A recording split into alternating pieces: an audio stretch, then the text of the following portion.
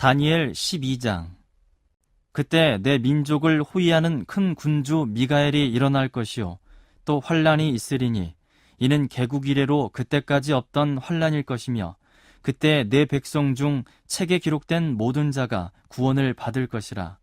땅의 티끌 가운데에서 자는 자 중에서 많은 사람이 깨어나 영생을 받는 자도 있겠고 수치를 당하여서 영원히 부끄러움을 당할 자도 있을 것이며 지혜 있는 자는 궁창의 빛과 같이 빛날 것이요 많은 사람을 옳은 대로 돌아오게 한 자는 별과 같이 영원토록 빛나리라.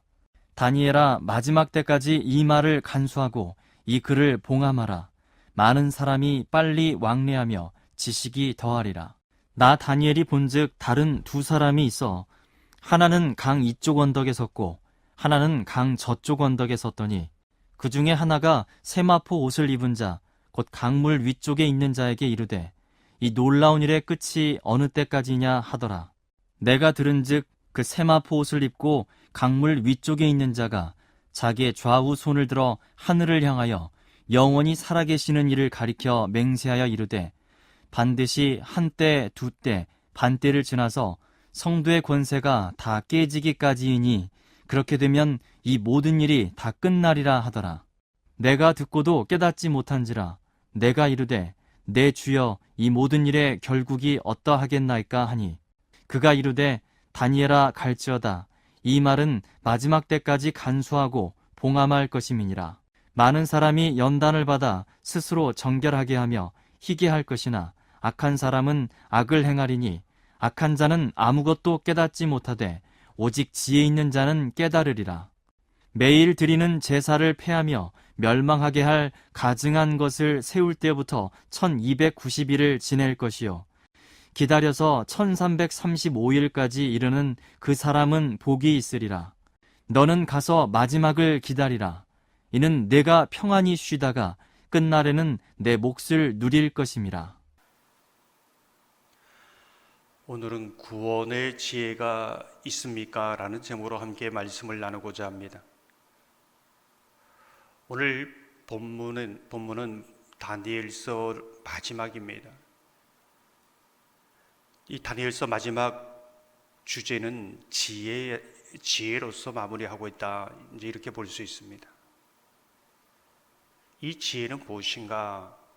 다니엘서 전체를 보면 하나님의 말씀입니다. 우리가 10장에서도 본 것처럼 지혜, 하나님 말씀만이 수많은 영적 싸움에서 이길 수 있는 무기가 될 수 있다. 하나님 말씀만이 우리의 영혼을 강하게 해서 우리 앞에 있는 이 영적 싸움을 이기며 나가게 한다라는 것을 함께 나누었습니다.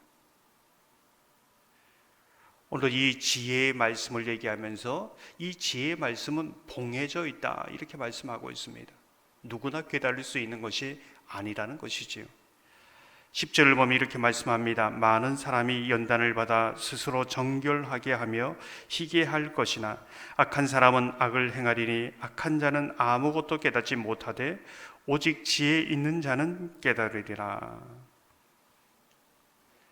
이게 신비입니다. 구원의 신비입니다. 구원이 어디로부터 오는가? 하나님의 말씀을 듣는데 어떤 사람은 깨닫습니다. 근데 어떤 사람은 깨닫지 못합니다. 이게 구원의 신비입니다. 우리가 한 가지 아는 유일한 진리는 하나님의 말씀을 들음으로 구원의 지혜, 구원의 믿음이 생긴다는 겁니다.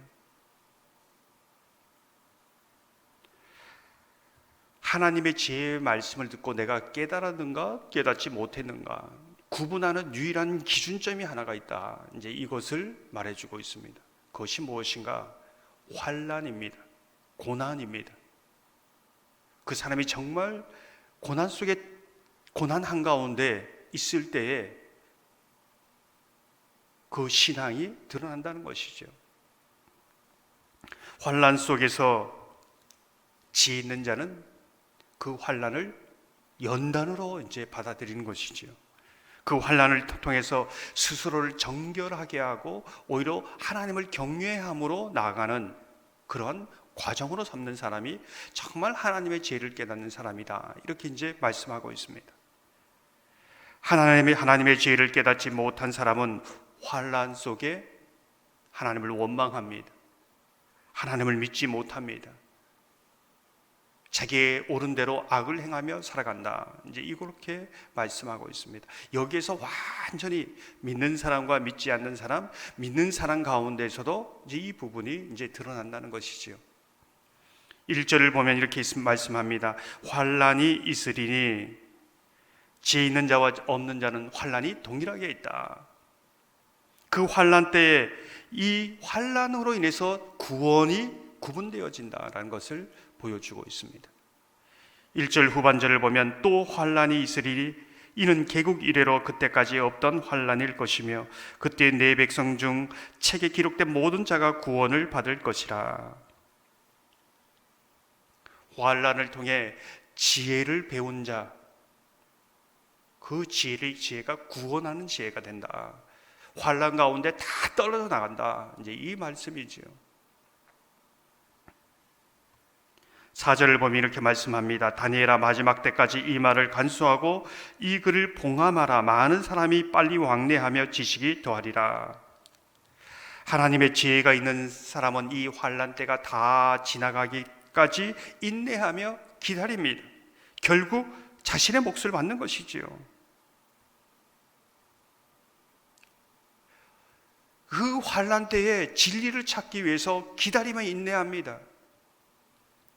그런데 하나님의 지혜가 없는 사람은 환난 속에 어떤 지혜도 깨닫지 못해서 그 환난으로 망하게 된다는 것이지요.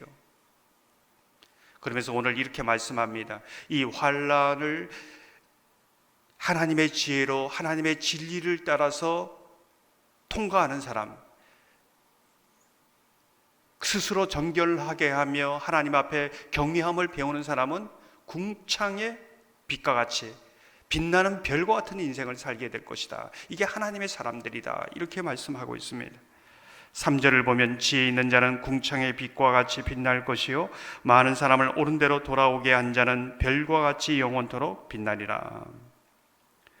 어둠의 궁창의 빛과 같이 옳은 대로 돌아오게 하는 별과 같이 영원토록 빛나는 인생은 바로 환난 속에 진리를 깨닫고 진리 가운데 행하는 사람, 그런 사람이라는 것입니다. 환난 속에 진리를 찾지 못하고 찾아도 깨닫지 못한 사람은 그냥 궁창 가운데 어둠 가운데 살아가는 것, 혼돈 가운데 살아가는 겁니다. 내가 어디서 와서 어디로 가는지 알지 못합니다. 12절 13절 보면 이렇게 말씀합니다. 기다려서 1335일까지 이르는 그 사람은 복이 있으리라. 너는 가서 마지막을 기다리라. 이는 내가 평안히 쉬다가 끝날엔 내 몫을 누릴 것임이라.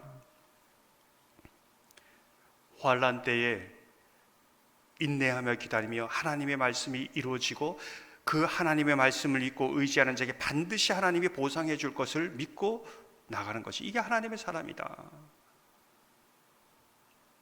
사랑하는 성도 여러분, 저와 여러분이 환난 하나님의 지혜를 깨닫는 사람 되기를 소망합니다. 우리에게 환난의 때를 연단의 과정으로 삼는 은혜가 있기를 소망합니다.